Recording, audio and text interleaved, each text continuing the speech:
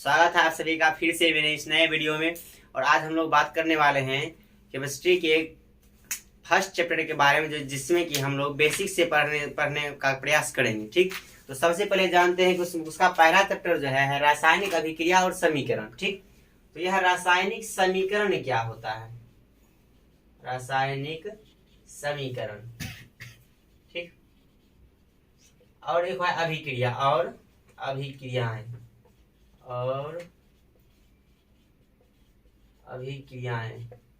ठीक, तो chemical reaction and इसका जो इक्वेशन या इसके बारे में हम लोग विशेष रूप से चर्चा करेंगे। तो सबसे पहले जानते हैं आखिर अभिक्रिया होता क्या है। जैसे कि हम लोग जानते हैं कि दूध, पहले सबसे पहले क्या लेते हैं? दूध। ठीक, यदि दूध में हम सिरका मिलाते हैं, सिरका का मतलब समझ रहे हैं आप लोग? यदि नहीं समझ रहे तो कोई बात नहीं, हम समझा रहे हैं फिर से। सिरका का मतलब होता है नींबू का रस। क्या होता है? नींबू का रस, या फिर कुछ ऐसा पदार्थ लेना होगा जो कि खट्टा हो। ठीक, तो हम मान लेते हैं सिरका ही लेते हैं, या फिर जो हम लोग अपने ग्रामीण भाषा में कहते हैं उसको जोरन बोलते हैं। क्या बोलते हैं? जोरन। तो उसे हम क्या करते हैं? दूध में क्या दे देते हैं? जोरन। दूध में जब जोरन क्या बनेगा? वह दही बनेगा। तो अब आप लोग इसे यहाँ समझ सकते हैं कि दूध और जोरन, ये दोनों के बीच कब रासायनिक अभिक्रिया हुआ होगा? क्या किसी को पता है? नहीं। यानी कि हम रासायनिक अभिक्रिया वैसी चीजों को कहेंगे। अभिक्रिया दो प्रकार का होता है, पहला होता है भौतिक अभिक्रिया और दूसरा होता है रासायनिक अभिक्रिया। भौतिक का मतलब होता है कि जिसे हम लोग, भौतिक का मतलब होता है जिसे हम लोग आंख के सामने घटित होते हुए देखते हैं। ठीक, उसे हम कहते हैं भौतिक अभिक्रिया। लेकिन रासायनिक अभिक्रिया हम उसे कहेंगे जो हमारे आंखों के सामने घटित होता होगा, लेकिन उसके मैकेनिज्म को हम लोग नहीं समझ पाते होंगे, तो उसे हम कहते हैं रासायनिक समीकरण, यानी रासायनिक अभिक्रिया। ठीक, जैसे कि दूध से दही में वह कब परिवर्तन हुआ, इसके बारे में हम लोग नहीं जानते हैं।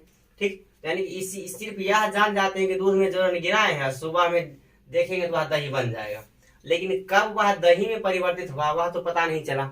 यह दही जो होगा धीरे धीरे क्या होगा, यह दूध से दही में परिवर्तित होने में उसमें क्या था ऐसा जो दही में परिवर्तित हो गया? तो उसमें एक कीटाणु होता है, यानी उससे क्या नाम है?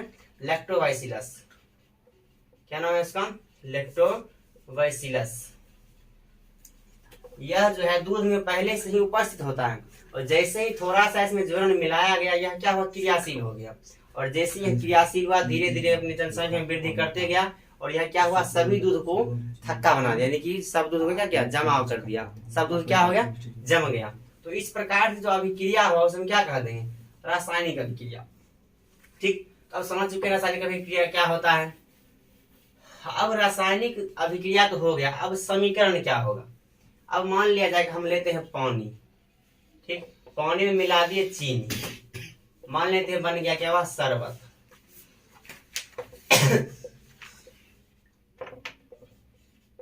शरबत। अब हम लोग पानी का भी सूत्र जानते हैं और चीनी का भी सूत्र जानते हैं, यानी कि सूत्र की सहायता से क्या करेंगे? सूत्र की सहायता, यानी रासायनिक समीकरण को, यह क्या है? एक प्रकार का समीकरण है। ठीक, इस रासायनिक अभिक्रिया को संकेतों एवं सूत्रों की सहायता से लिखने की क्रिया को हम क्या कहते हैं? रासायनिक समीकरण। यानी कि रासायनिक अभिक्रिया को संकेतों और सूत्रों के माध्यम से लिखने की क्रिया को क्या कहते हैं हम लोग? रासायनिक समीकरण कहते हैं। ठीक, तो रासायनिक समीकरण डेफिनेशन क्या हो गया? ठीक, तो अब उसके बाद जानते हैं कि रासायनिक समीकरण लिखने का कई सारा नियम होता है, और रासायनिक जब अभिक्रिया होता है या जो रासायनिक अभिक्रिया हुआ है, इसके साथ साथ बहुत सारा चीज हुआ है। जैसे कि पहला हुआ इसके रंग में परिवर्तन।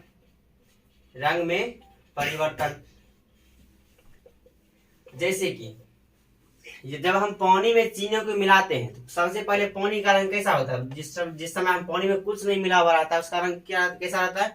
पूरा का पूरा फीका रहता है। लेकिन जैसे ही हम लोग उसमें चीनी को मिलाते हैं और चीनी पूरा इसमें घुलता है, तो ध्यान से देखिएगा तो उस पानी का रंग जो होगा धीरे धीरे पीला हो जाएगा। धीरे धीरे हल्का सा क्या होता है? पीला होता है। तो क्या हो गया? उसके रंग में परिवर्तन। और उसके बाद अब क्या होगा? किसमें? इसके ताप में परिवर्तन होगा। क्या होगा? इसके ताप में परिवर्तन होगा।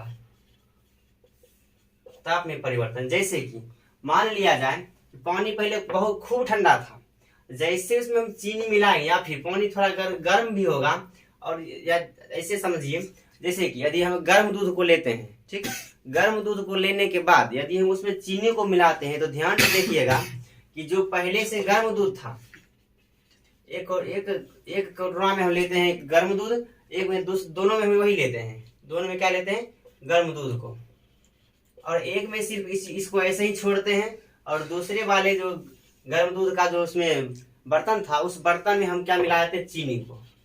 तो गर्म दूध वाले बर्तन में हम क्या मिला दिए, एक में चीनी को मिला दिए, एक वैसे ही छोड़ दिए। जिसमें हम चीनी मिलाए हैं वह जल्दी ठंडा होगा। यदि आप लोग ऐसा एक्सपेरिमेंट नहीं किए हैं तो करके देख लीजिएगा, यह क्या होगा, जल्दी ठंडा होगा, यह क्या होगा, जल्दी ठंडा होगा। लेकिन यह जो होगा बहुत अधिक देर होने के बाद यह ठंडा होगा। यानी क्या, इससे क्या हुआ कि जब हम क्या किए, गर्म दूध में चीनी से अभिक्रिया कराएं, गर्म दूध में चीनी से अभिक्रिया कराएं, क्या हुआ, इसके ताप में परिवर्तन हो गया, इसके गर्मी में परिवर्तन बहुत जल्दी हो गया।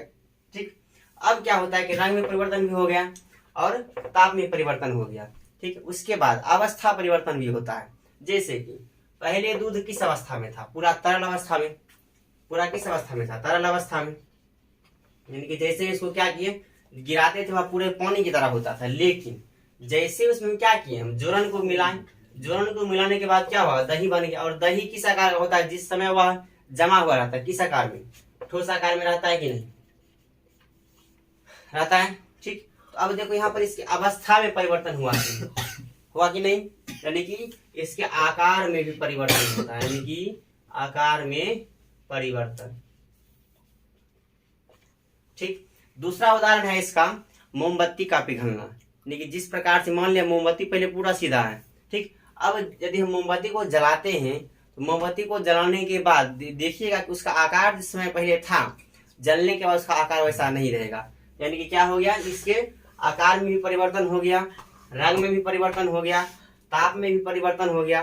ठीक, और उसकी अवस्था में परिवर्तन हो गया, भौतिक अवस्था में परिवर्तन होगा। ठीक तो इस प्रकार से हम लोग आसानी से समझ सकते हैं रासायनिक अभिक्रिया और समीकरण को। तो यह था हमारा आज का पहला बेसिक क्लास। ठीक, इसी के साथ हम अपने आज पहले क्लास के पहले वीडियो का रासायनिक अभिक्रिया और समीकरण, जो यह केमिस्ट्री का फर्स्ट चैप्टर है,